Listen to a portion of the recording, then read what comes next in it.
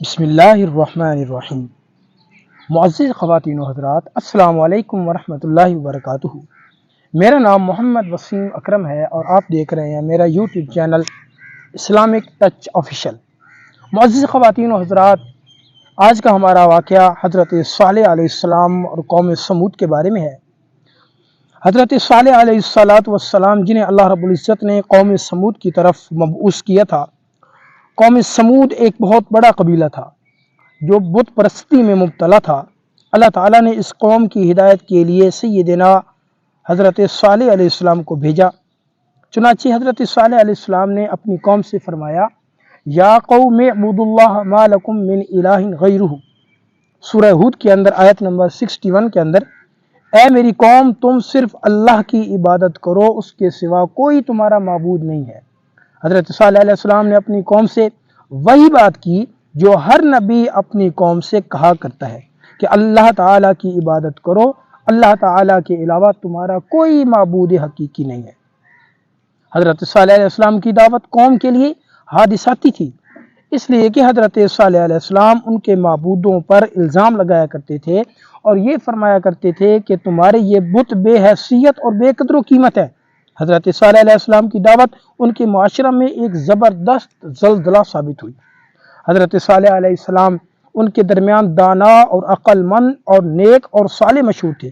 نزول وحی سے پہلے انہیں بڑا مقام و مرتبہ حاصل تھا۔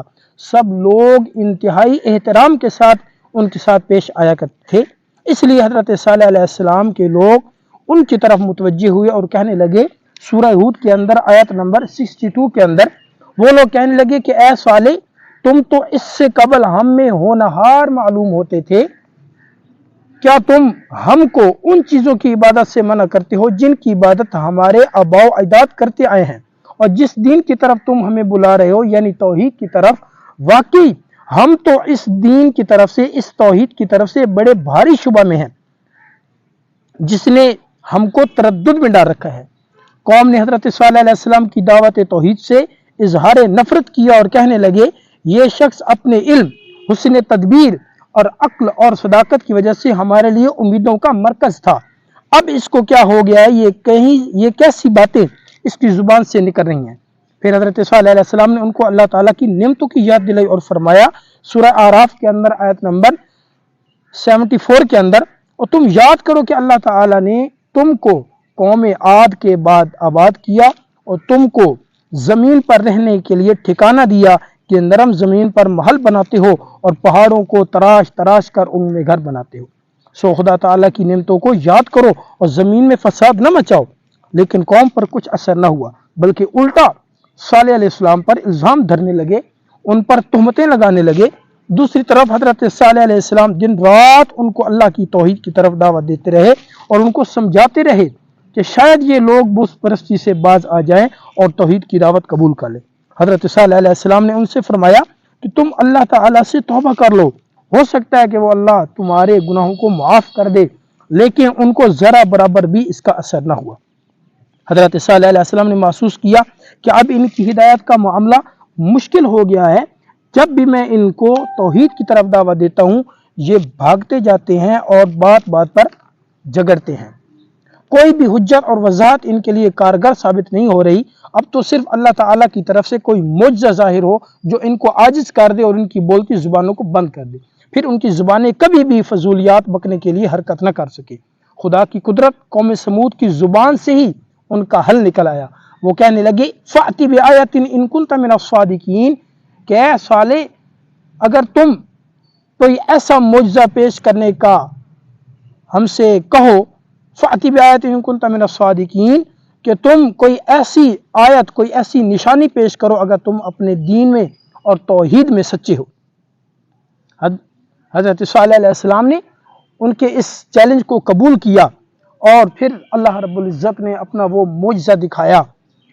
پھر مفسرین کرام لکھتے ہیں کہ قوم سمود ایک دن اپنی مجلس میں جمع تھے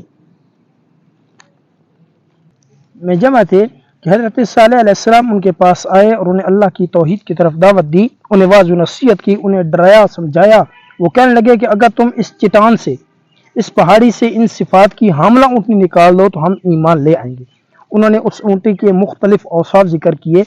ایک وصف یہ ذکر کیا کہ وہ اونٹنی دراز قد اور 10 ماہ کی حاملہ ہو۔ یہ بات واضح ہو جانے کے باوجود کہ یہ اونٹنی کوئی عام اونٹنی نہیں ہے، بلکہ یہ تو اللہ تعالیٰ کے معجزات میں سے ایک اہم ترین معجزہ ہے۔ قوم سمود کی ہدایت، قوم سمود کی نفرت حضرت صالح علیہ السلام سے ہٹ کر اس اونٹنی پر مرکوز ہو گئی۔ اب اس اونٹنی کے خلاف سازشیں شروع ہو گئیں۔ کافروں کو اس عظیم الشان اونٹنی سے نفرت شروع ہو گئی۔ اب دل میں اس کے خلاف تدبیریں کرنے لگے اور پھر آخرکار انہوں نے اس اونٹنی کو قتل کر دیا۔ جب حضرت صالح علیہ السلام کو اس سارے واقعے کا علم ہوا تو وہ اپنی قوم سے غضبناک حالت میں باہر نکلے اور ان سے فرمایا، کیا میں نے تمہیں منع نہیں کیا تھا کہ اس اونٹنی کو ہاتھ بھی مت لگانا؟ لوگ کہنے لگے، ہم نے اونٹنی کو مار ڈالا، جو عذاب لانا ہے لے آؤ، جلدی لے آؤ۔ کیا تم نے ہمیں یہ نہیں کہا تھا کہ میں خدا کا فرستادہ پیغمبر ہوں؟ صالح علیہ السلام نے ان سے کہا سورہ ہود کے اندر، خیر تم اپنے گھروں میں 3 دن بسر کر لو، یہ ایسا وعدہ ہے جس میں ذرا جھوٹ نہیں۔ قوم نے اس بات کی تصدیق نہیں کی بلکہ حضرت صالح علیہ السلام کے قتل کا منصوبہ بنانے لگے۔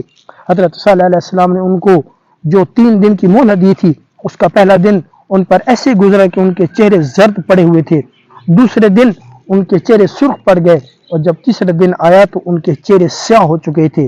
جب شام ہوئی تو کہنے لگے، کیا وقت مقررہ گزرا نہیں؟ کیا عذاب نام کی تو کوئی چیز نہیں آئی؟ چوتھے دن بوقت فجر آسمان سے ایک زوردار چیخ آئی۔ اس خوفناک چیخ نے پہاڑوں کے پرخچے اڑا دیے، پھر زمین زوردار زلزلے کے جھٹکے سے لرزی، جس سے ہر وہ چیز جو اس کے اوپر تھی سب تباہ و برباد ہو گئی۔ وہ سارے کے سارے ہلاک ہو گئے۔ جو لوگ حضرت صالح علیہ السلام پر ایمان لائے تھے وہ اپنے نبی حضرت صالح علیہ السلام کے ساتھ ایک مقام پر چلے گئے تھے اور ان کو اللہ تعالیٰ نے اس عذاب سے نجات بخشی۔ اللہ تعالیٰ سے دعا ہے کہ اللہ تعالیٰ ہمیں حضرت صالح علیہ السلام اور قوم سمود کے واقعے کو ہمارے لیے عبرت بنائے اور ہم اپنے نبی علیہ الصلوۃ والسلام کی تمام تعلیمات پر عمل کرنے کی توفیق عطا فرمائے۔